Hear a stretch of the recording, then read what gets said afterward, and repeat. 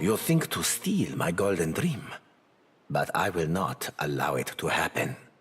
My gratitude is yours for disabling the storms. It seems I did not require Rivan's ship to reach Ukaiso in the end. Not on your soul. I have waited for this, Casita, for far too long. Until the next life? Nor, perhaps not, considering. Tread cautiously. No prisoners! Lavaru beyond seek!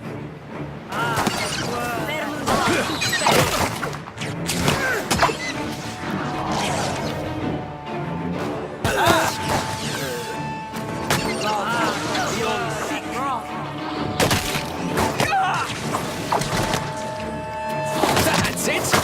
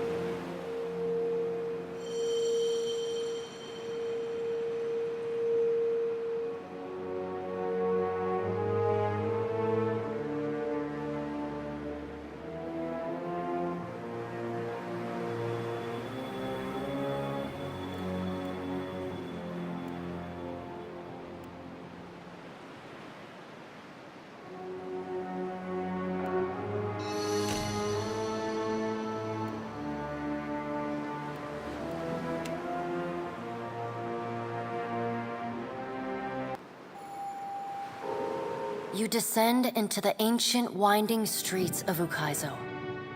Battered by storms for thousands of years, the ruins bear the marks of their role as the lone witnesses of the god's great secret at the center of the city.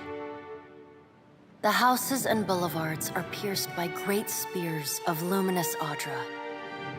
There are no ashen bodies, no birds, no sign or as you approach the center of the city, the weathered architecture gives way to more luminous Audra, piercing the ruins, eventually overtaking them entirely.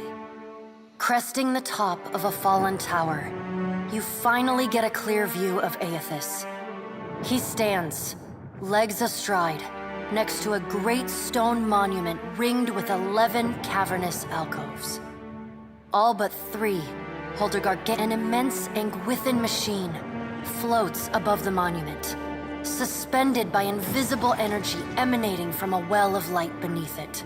Great brass rings spin around a core of metal and Audra at the machine's center. Periodically, Aethys's massive arms swing back. The movement alone is enough to draw great gusts of wind toward him. When they come down on the machine, the impacts are accompanied by eruptions of electricity, fire, and smoke. The only safe route to the god is a steep ascent along a monstrous pillar of luminous Audra, intertwined with fragments of Ukaiso's ruins that it has carried through the centuries. The pillar bends in a long arc, towering above the machine. The pillar levels out near Aethys's head, a silent observer to the destruction of the machine it has grown beside over thousands of years. You weave your way along a treacherous, rain-slicked path up the pillar's skyward side.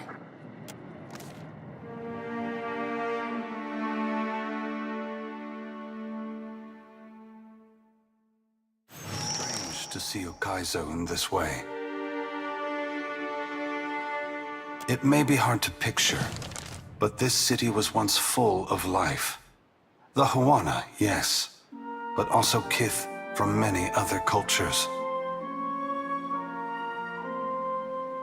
Great hanging trees shadowed these boulevards. Gardens sprawled across the open rooftops. Each spring, a festival procession would wind its way from the hillside into this valley. The celebrants would pass through a steep walk among the stalls of foreign merchants, flowers falling upon them from all sides. All people of all nations, together in a celebration of new life. Such was the power and beauty of lost Ukaizo. If we don't fix this mess you're about to cause, the whole world is gonna look this bad. I mean, it's a mighty heavy load you're putting on our shoulders. I just hope we can carry it. As long as there are people like you in this world, Adair, I truly do.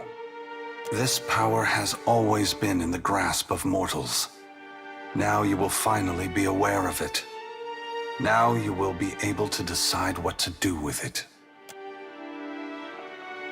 What right do you have to do this? Destroy the wheel and leave us with nothing? Without even knowing what will come next? Aloth, we are all gods and mortals, responsible for our own actions. But inaction carries its own moral responsibility. It is a burden I have carried for far too long.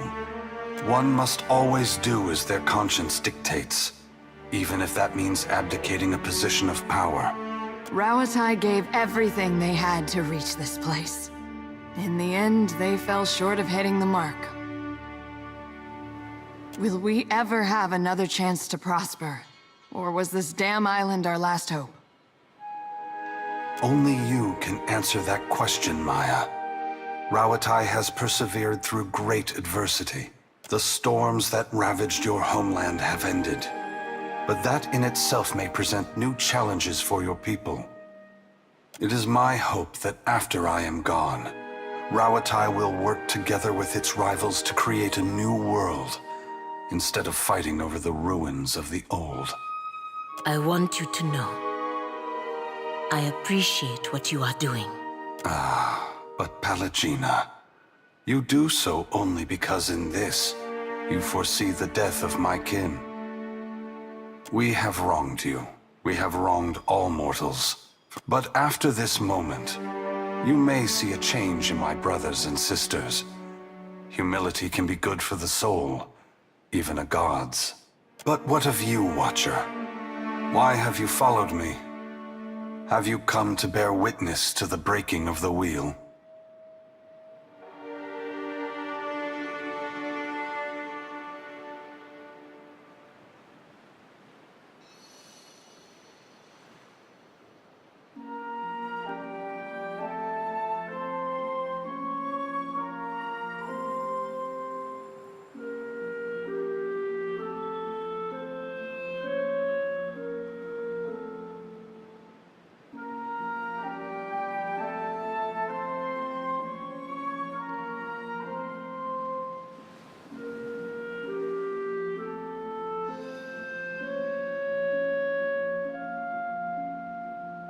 And you believe I should give my strength to one of them? I am certain Woodica has convinced you of this course. Why do you believe I should give this power, which we have used so irresponsibly for so long, to any of them?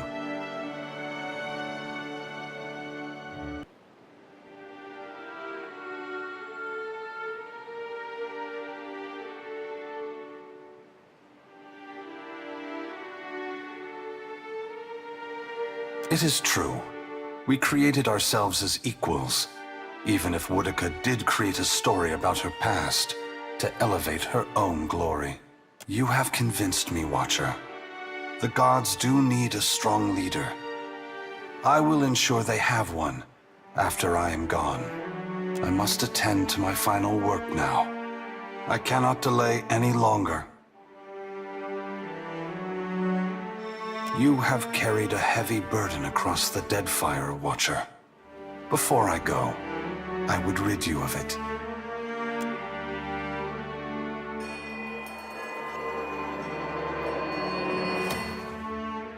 You are free now, as free as any of us can be. Many will come to you for help in the years ahead. Animancers, priests, even the gods themselves. I have great hope for you, but always remember that your future is for you to decide. Use your freedom well. Aethys squares himself to the machine. As you move to a safe distance, he draws his fist back and resumes his assault. The blows rain down with increased fervor. But the machine perseveres in spite of... He returns to his task, each strike bringing with it the sound of cracking stone and twisting metal, the flickering of luminous Adra across Ukaizo. As the ancient machine finally begins to succumb to his strength, so too does Aethys's body, built to withstand the passage of thousands of years. The great Adra statue has finally been pushed beyond its limits. Cracks appear along the hands, then race up the arms. Aethys does not slow his assault, but continues unabated. Its brass rings twisted. The machine spins erratically but withstands the relentless barrage. Aethys stands astride it and pummels the base of the machine. Soul energy begins to flare out from the machine's heart, warping the air with the intense heat. Aethys drives his right fist into the machine's center, the core of metal and Adra. The god lets out a deafening shout, something between a cry of anguish and a roar of exultation. You see Aethys's arm shatter upward from his hand through his elbow. A flash of light and heat bursts from the core, accompanied by a cacophony of destruction. The moment passes as Aethys's shout echoes throughout the valley. Your eyes begin to recover. The god's work is accomplished. The great machine of Ukaizo has been destroyed. The weak... As Aethys's voice fades, the enormity of what you've accomplished sinks in. You have confronted a god. You have rediscovered the ancient city where the wheel was forged, and you have seen the wheel shattered. What comes next is uncertain, but already the legend spreads of the Watcher who survived Andra's mortar and stood toe-to-toe with Aethys. Aethys channels his essence into Bareth, empowering the god of doors, cycles, and life and death beyond all other gods. Bareth vows to maintain peace and order in the here and the beyond, while Kith labor toward a solution. The other gods, for the time being, submit.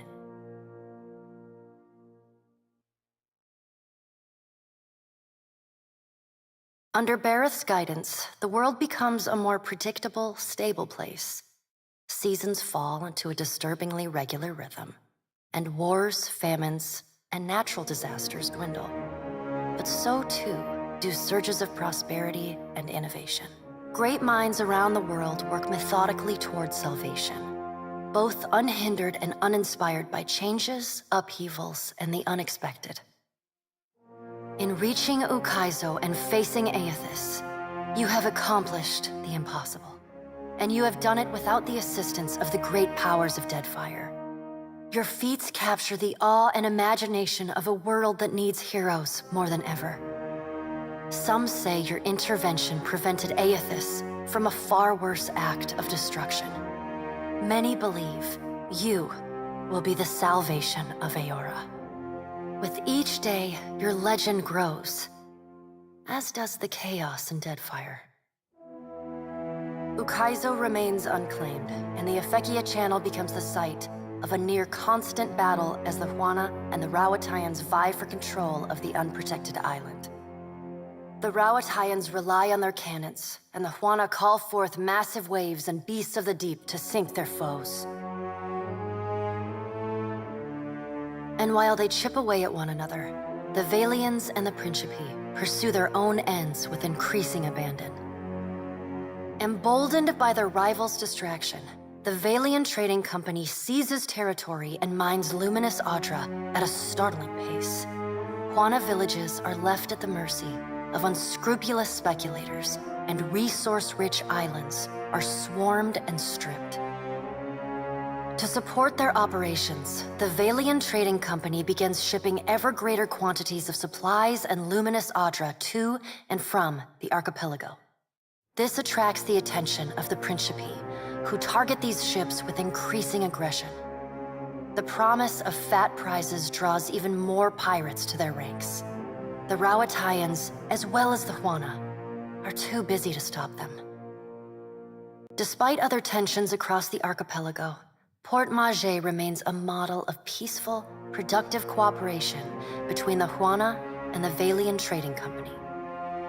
Though they do not always agree, Governor Clario and Storm Speaker Ikawa work together for the mutual benefit of their people.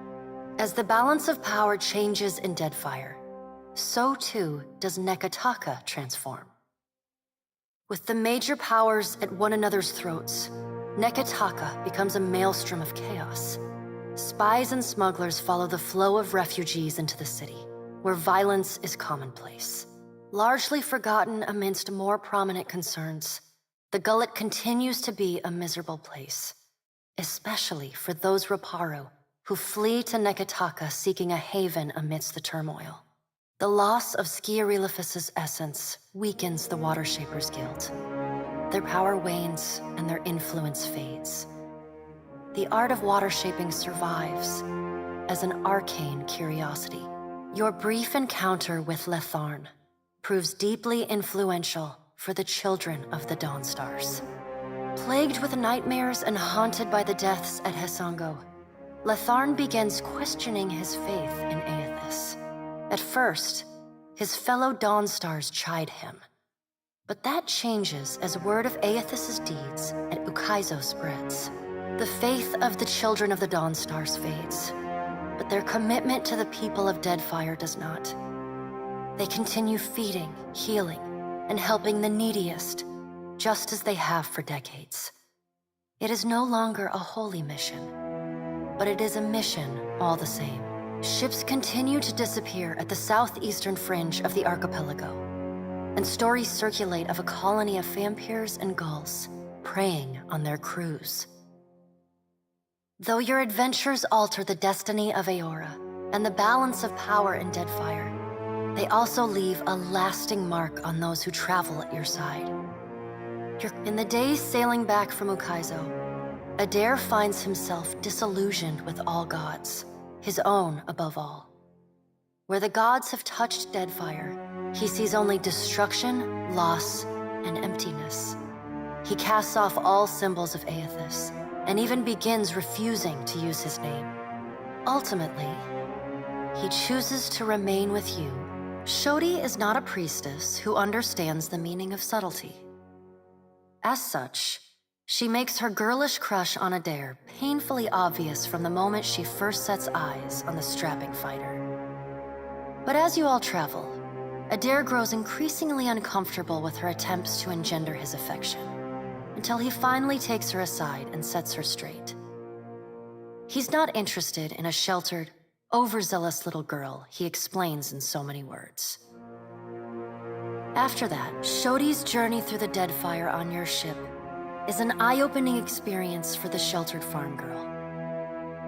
After many souls harvested, more lives aided, and much adventure had, the priestess declares her intent to rejoin her fellow missionaries at the Temple of Gon in Nekataka. Following a shy grin and an overzealous handshake, Shodi leaves you with an open invitation to visit her anytime. It is some months later when she pens you a missive. Can you hardly believe it? Her chicken scratch handwriting reads, Aloth renews his commitment to destroying the Leaden Key. With the wheel broken, loosening the god's stranglehold on Kith is more urgent than ever.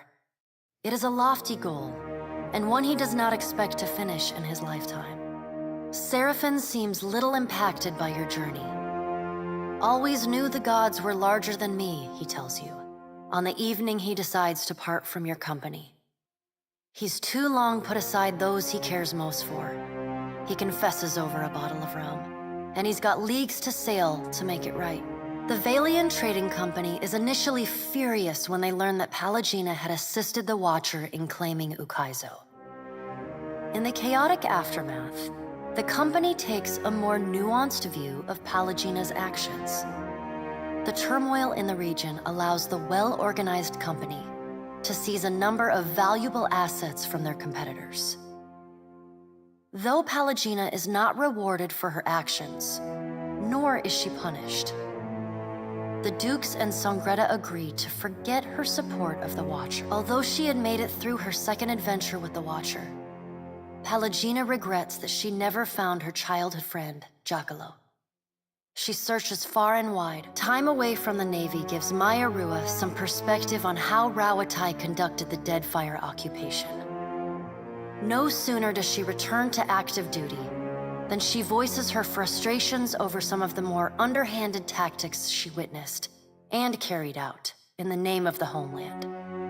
Her voice carries all the way to the Ranganui. There's never enough free time to explore your mutual connection.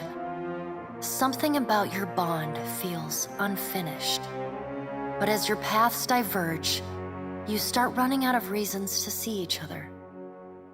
In your presence, she's always armed with a pleasant smile and lots of questions. She looks forward to seeing her brother again. So does Ashiza. The discovery of Ukaizo doesn't bring Takehu the answers that he sought, but this proves only a minor setback. Merely knowing that Ngati's chosen landed on the island ignites something in the Huana tribes. A fervent desire to recover the past and let history... He bids you farewell, suggesting that you seek your next adventure in a brothel or tavern, where consequences begin and end. Your pursuit of Aethys and your journey to Ukaizo signal the end of forces that have shaped the lives of Kith and the course of nations. The cycle of reincarnation has been broken. The storms of Andra's mortar have calmed. Yet each ending promises a new beginning. As the Watcher of Cadnua and the former Herald of Bareth, you return to your ship and begin the long journey home.